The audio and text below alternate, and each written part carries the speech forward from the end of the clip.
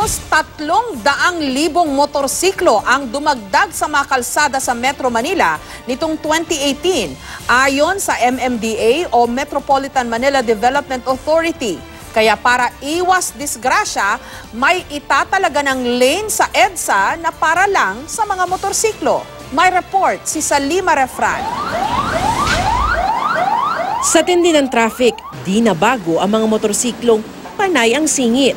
Si Loy na 3 taon ng express delivery rider, ilang beses na ring nalagay sa alanganin dahil sa gitgitan sa traffic. Aksidente, mga sasabit, yung biglang ikakat ka ng ibang mga sasakyan, kahit nasa motorcycle lane ka. Kaya para raw gawing mas ligtas ang pagbiyahe, magtatalaga na ng isang lane sa EDSA ang MMDA na eksklusibo lang talaga sa mga motorsiklo.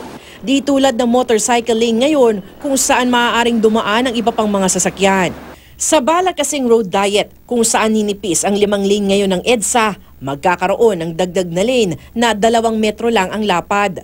Mula sa dating nasa 2nd lane, ilalagay ang exclusive motorcycle lane sa tabi mismo ng yellow lane ng mga bus. They are forced to stay in their lane and follow the queue.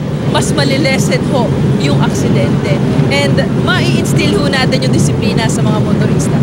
Bukod dito, pagbabawalan na rin ang mga motorsiklo sa mga flyover at mga underpass. Kung itatabi ho natin sila dito sa yellow lane, mas magiging dire-diretso ho yung biyahe nila. Sa datos ng MMDA, halos 300,000 ang inirehistrong mga bagong motorsiklo noong 2018. Dahil dito, umaabot na sa mahigit 250,000 sa ngayon ang bilang ng mga motorsiklo sa Metro Manila.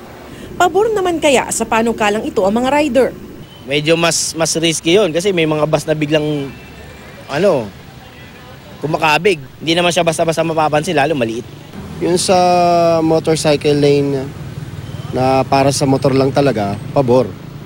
Pero syempre dapat mas pag-isipan nila na yung sa tamang posisyon. Kailangan po yun kasi nahihirapan po kaming mga nakamotor kasi kinakain ng sasakyan yung motorcycle lane. Kadalasan sa mga bus po kasi natin ngayon, ma'am, pasingit-singit po kasi.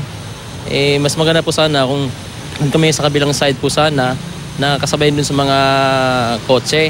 Bumuo na ng Technical Working Group ang Metro Manila Council para pag-usapan ang panukalang ito. Salima Refran, GMA News.